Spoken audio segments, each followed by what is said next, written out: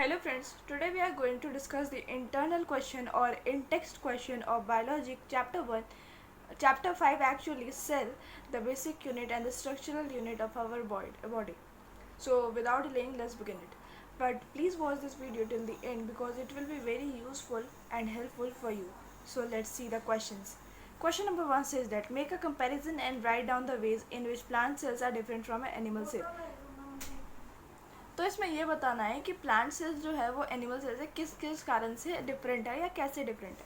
तो plant cell जो होता है वो लार्जर होता है साइज में, उसका शेप फिक्स्ड होता है, वैक्यूल्स उसमें प्रेजेंट होते हैं, सेल वॉल प्रेजेंट होता है और प्लास्टिड प्रेजेंट होता है। और वहीं पर एनिमल सेल जो होते हैं वो स्मॉलर होते हैं साइज़ में, उनका शेप फिक्स नहीं होता, वैक्यूल्स उसमें प्रेजेंट होते भी नहीं है या होते भी है तो एकदम नेग्लिजिबल अमाउंट में होते हैं, सेल वॉल उसमें एब्सेंट रहता है जिसकी वजह से उसका शेप फिक्स्ड नहीं होता, उसके पास प्लास्टिड्स नहीं होता है जिसकी वजह से उसका ग्रीन कलर या कुछ वैसा टाइप का कलर नहीं दिखता। How is prokaryotic cell different from eukaryotic cells? So this question is very much important. So prokaryotic cells are generally small in size. Nuclear region जो होता है उसका वर्डली डिफाइंड होता है क्योंकि उसके पे न्यूक्लियर मेम्ब्रेन एब्सेंट होता है जिसका नाम न्यूक्लॉइड होता है। उसमें एक ही क्रोमोसोम्स होता है, उसके पास कोई भी ऐसा सेल ऑर्गेनल्स नहीं है जो मेम्ब्रेन को बाउंड करे। यूकैरियोटिक सेल्स लार्जर होता है साइड में, उसका न्यूक्लियर रीजन वेल डिफाइंड होता है और न्यूक्लियर मेम्ब्रेन से सराउंडेड होता है। उसके पास मोर देन 1 क्रोमोसोम्स होता है। मेम्ब्रेन बाउंड सेल ऑर्गेनल जो होता है उसके पास प्रेजेंट होता है। Question number 3, what would happen if the plasma membrane ruptures और ब्रेक डाउन? सो साइटोप्लाज्म और सेल ऑर्गेनल जो होगा वो स्पिल कर जाएगा। लाइजोसोम्स जो होगा वो हो सकता है कि बर्स्ट कर जाए और डाइजेस्ट कर जाए सेलुलर कंटेंट्स को, और किसी भी सब्सटेंस का एंट्री और एग्जिट नहीं होगा प्लाज्मा मेम्ब्रेन के हेल्प से, क्योंकि प्लाज्मा मेम्ब्रेन ही अलाउ करता है किसी भी सब्सटेंस के इन और आउट को, तो वो हो ही नहीं पाएगा। Question number 4, what would happen to the life of cell if there was no Golgi apparatus? तो अगर Golgi apparatus नहीं होता तो ये सारी चीज़ें हो सकती थी।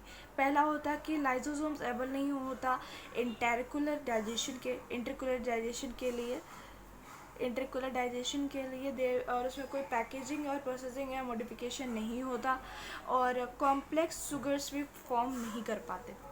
Which organelle is known as the powerhouse of cell and why? You have read this in class 8 also, but see the answer. Mitochondria जो होता है उसको पावर हाउस ऑफ सेल कहा जाता है क्योंकि वो प्रोड्यूस करता है एटीपी मॉलिक्यूल जो प्रोवाइड करता है energy for our body to perform the different activities. Question number 6, where do the lipids and proteins constituting the cell membrane get synthesize? तो मतलब प्रोटीन और लिपिड्स कहाँ पर सिंथेसाइज होते हैं? तो प्रोटीन जो होते हैं वो स्मूथ एंडोप्लाज्मिक रेटिकुलम में सिंथेसाइज होते हैं, और प्रोटीन जो है वो ribosomes present in rough endoplasmic reticulum mitochondria plastids में होते हैं। मतलब प्रोटीन जो होता है वो सेवरल चीज़ में प्रोड्यूस होते हैं, जैसे कि ribosomes, rough endoplasmic reticulum, mitochondria and plastids. Question number 7, how does amoeba obtain it foods? तो अमीबा जो है वो अपना फूड को कैसे ग्रैब करता है? तो amoeba engulf food particles for the process of एंडोक्टिस।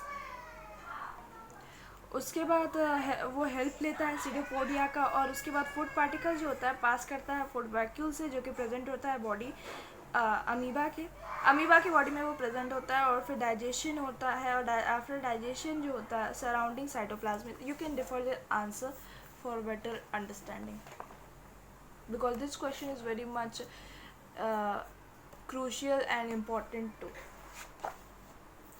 What is osmosis? Osmosis जो होता है वो डिफ्यूजन होता है वाटर का हायर रीजन से, हायर कॉन्सेंट्रेशन रीजन से तो उसका लोअर कॉन्सेंट्रेशन से by semi permeable membrane. Question number 9 actually you can see. तो क्वेश्चन नंबर 9 का फर्स्ट पार्ट कहता है explain why water gathers in hollowed portion of B and C. तो शुगर और सॉल्ट जो होता है इंक्रीज कर देता है ऑसोमोटिक कॉन्सेंट्रेशन को, जिसकी वजह से रिजल्ट हो जाता है water osmotically through a cell of potato into the cavity. Question number B, why is potato necessary for this experiment? potato A जो है वो फंक्शन करता है कंट्रोल करने में एक्सपेरिमेंट, और इंडिकेट करता है कि कैविटी जो होता है पोटैटो का वो does not include movement of water.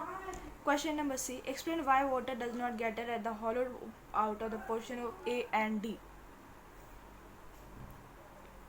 तो potato doesn't have living cell और osmosis do not occur in dead cell.